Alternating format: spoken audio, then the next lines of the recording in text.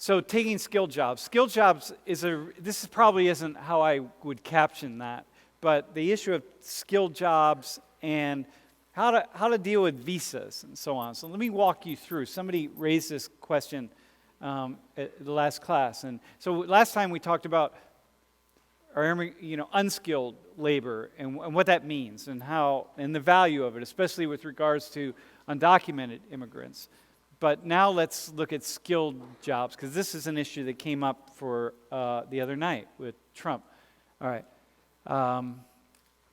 So there are two things here, green cards and H-1B visas. And the H-1B visas is the one that's really kind of on the table. Let me just explain these to you. And once again, I think this has a lot of value because, no, I know it does, because when people start talking about all this stuff, it's really a good idea to have some idea of what they're talking about. Am I right on that? Nobody wants to be completely clueless.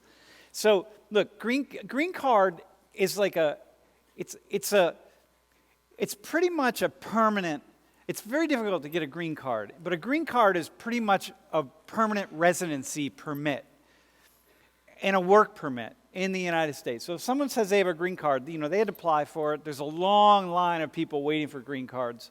This is not a citizenship by any stretch. You can have a green card the rest of your life. The dude who was up here last week, Gomez, who used to work in class, he has his green card. He could get his citizenship if he wanted. It's like $100 less expensive to just get his green card, $100 a year, and he's like, whatever, I'll keep my green card because I'm cheap. So it doesn't. There are benefits to one, benefit to the other. But the idea is a green card is it's for 10 years. You can renew it.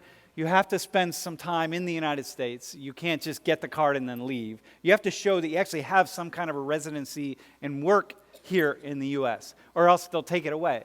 And what's happening right now with Trump is that there are lots and lots of people who have green cards, and they're spending much more of their time outside of the United States than inside the United States, and so what's going on here is that people are saying, all right, maybe we need to take some of these green cards away and give them to people who actually want to be here or will be here, okay?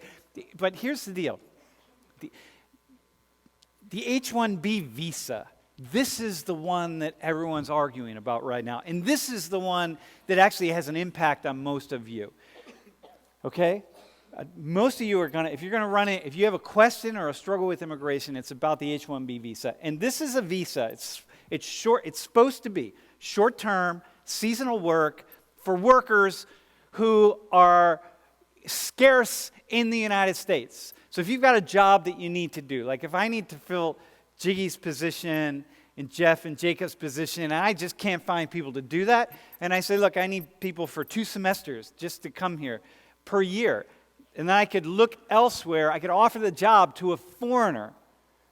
Say, here, I'm going to apply for this H-1B visa, and it's going to cost me between $2,000 and $7,000 to get this thing. Now I can bring you, let's say I bring Jiggy in from Korea, and I hire her for this job.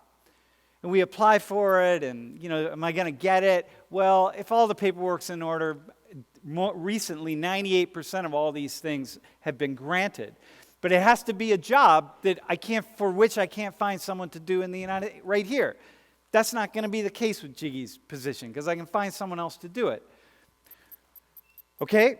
Now, these can be unskilled jobs or skilled jobs, but most of them are skilled jobs. And what's happened in the United States, if we've really reached out to people who are very highly skilled in the tech industry, engineers, computer sciences, and so on and so forth, right? So go to the next. No, wait, go back. Yeah. All right, so look, right now, there's we don't know how many really, which is kind of interesting. We don't fully know, because people, they hang on to them, but they leave. But it's somewhere between 800,000 and 1 million of these H-1B visas. And they're supposed to be short-term, but they're not always short-term. And there's 12.6 million green card holders in the United States, okay? Many of which just are never going to apply for citizenship because they don't care. Look, 65 to 70% are tech jobs. 77% are healthcare. A lot of nurses, A lot of nurses working in hospitals all across the United States who get trained abroad and are brought here because we've had just, for the past 20 years, this massive shortage of nurses in the United States. Nursing schools have ramped up their enrollments, but still, we've had a lot of healthcare doctors, nurses, including very highly paid, surgeons and this sort of thing. And then 9% in education. You have professors who have H-1B visas. If you have a professor who's foreign, who is not here has a green card, it's oftentimes they'll have H-1B visas. The Penn State hires people just to come on either a seasonal basis. It's not supposed to be, but maybe they're not long-term tenure track. Maybe they're just here for a year or two, or a researcher or something like that. Okay? Look, here's the deal. Here's the argument that people are making about the H-1Bs. Many really, really smart people. Are we good? The H-1B visa is what fueled the tech industry. I'm not arguing that, but reading very smart people who study this have fueled the tech industry, the boom. Silicon Valley, the boom in Silicon Valley, by and large, for the past 25 years, we've only seen this program for about 25 years, and it came into fruition because of the tech boom. But the Silicon Valley and all this tech boom is really built on the backs of the workers, highly skilled workers who have H-1B visas. So you imagine that you've got people in all these countries around the world, and you can cherry pick. You can go in and just pick the smartest people, engineers and computer scientists in India or in Korea or in China, who you can bring them here, and they can make so much money. Even if you pay them half the wages that you would pay somebody who graduates with an engineering degree at Penn State, but you can pay them half of the wages, and they're going to be, and imagine, and they're almost guaranteed to be smarter than the person that graduates from Penn State. You know why? Because in China, what do you got? Like 1.3 billion, 1.1 billion people in China. You got 1.1 or so billion people in India. You're cherry picking. You're going after the best and the smartest. There are some amazing universities in China and India, for example, and you're going and getting the best. So it's almost a guarantee that they're going to be better than the average person at a place like Penn State. And when I say that, I'm just saying, if you've got 100 of the top applicants in this country, and you've got like 6 of the applicants in this country, you're probably going to find your best person in the pool of 100. So imagine how we've gone around the world and we've picked out these really, really smart people. We bring them over and we give them H-1B visas and we're rocking.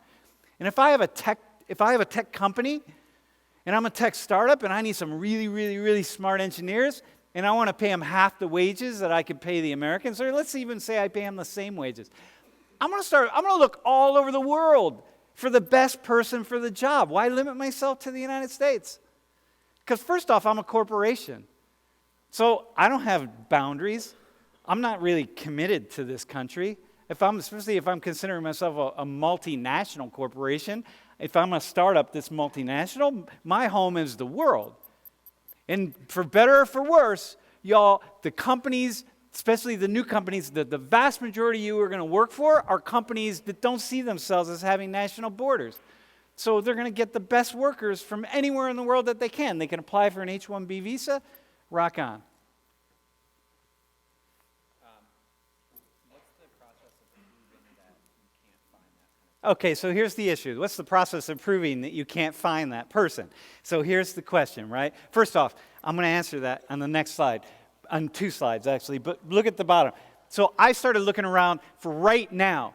What's the prediction for the growth of the tech industry in the United States? And I started seeing words like explosive, warp speed.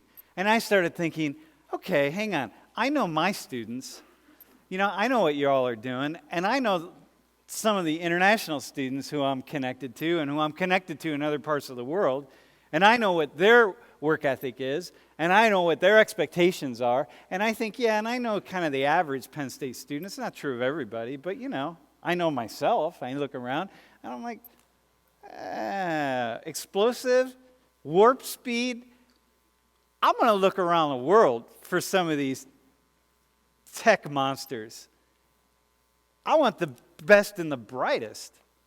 So the H-1B visa for me is a very cool thing. And here, look at this. Check this out. Next slide.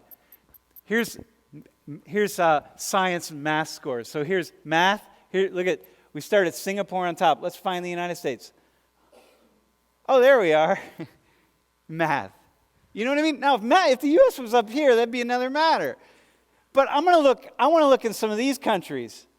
I'm not looking down here. You all right? It's like if you can't do the job, you can't do the job. If I need like an animal, like a math science animal, I'm going to look here in the U.S., but I'm really interested. On average, I think I'm going to be much better off up here. You see that? And so all the tech people are saying, look, we really are going after the best and the brightest. So that's what it is. You see, right? Here's science. There's the U.S. down here. Here's science. Why aren't we up here? Well, because we're not. But Donald Trump said he's going to get us back up here. Oh, wait, hang on. Oh, so did Barack Obama. He had 8 years. We actually dropped. We dropped under Bush. Bush said 8 years, saying he's going to bring our scores up. They kept going down. So it's like, dude, I don't know. What's that? Nah, India doesn't even exist. We don't even put it up there. You know why India's scores aren't so high? Because India, I think the reason is because I think they give that test to so many people in India. If they gave it to just like the smartest. No, I think it's because India gives it to so many people. Yeah, and so the test scores go down. All right, next slide. All right, listen, abusing it. Here's the problem. Question is, how do you prove, like if I want to hire for Jiggy's job and I want to pay let's say I want to pay half the wages that I pay Jiggy, which should be like, what, dude? You could buy a case of beer once a month. So anyway, let's say I want to hire for Jiggy's job. How do I argue that I can't find someone to replace Jiggy's job? Well, basically, the whole system in some ways is corrupt. And what we've seen with this system is it's gotten more and more and more lax. The fact that that 98% of the petitions and applications are being granted, applications, right? So if I actually applied for an H-1B visa for somebody, and it's like I have basically a 98% chance of that getting granted, that's an indication that the system is really not working well. Especially when people are bringing workers in to do jobs like dishwashers and janitors and house cleaning, or in the case of Donald Trump, by the way. Well, hang on, let's go to the next one. Let's go to here. So this is one thing, by the way, I was in one of the discussion groups yesterday, and I said, I'm going to find something that Donald Trump said about immigration that I completely agree with.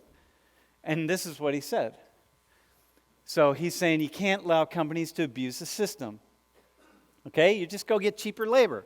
And this is what we're seeing. We have so many examples of corporations, and I could show you lots of them. I just keep stumbling upon them left and right, who the people, the engineers, computer scientists, whatever it is, the people in the company actually train other people to do their jobs, and then the company fires them.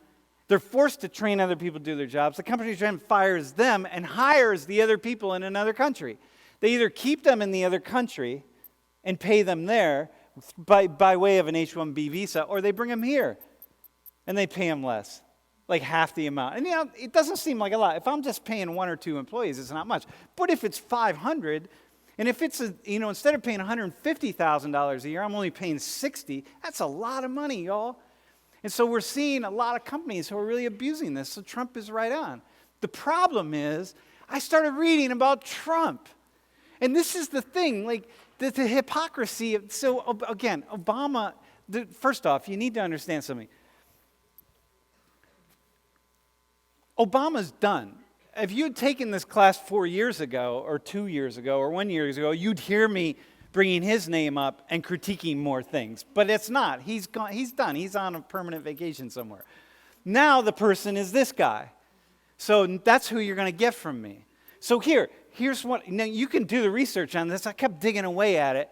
But for Trump Industries, for example, one of their businesses is modeling. So they have these models. And I think it's just because Trump likes to have young women around him. I don't know.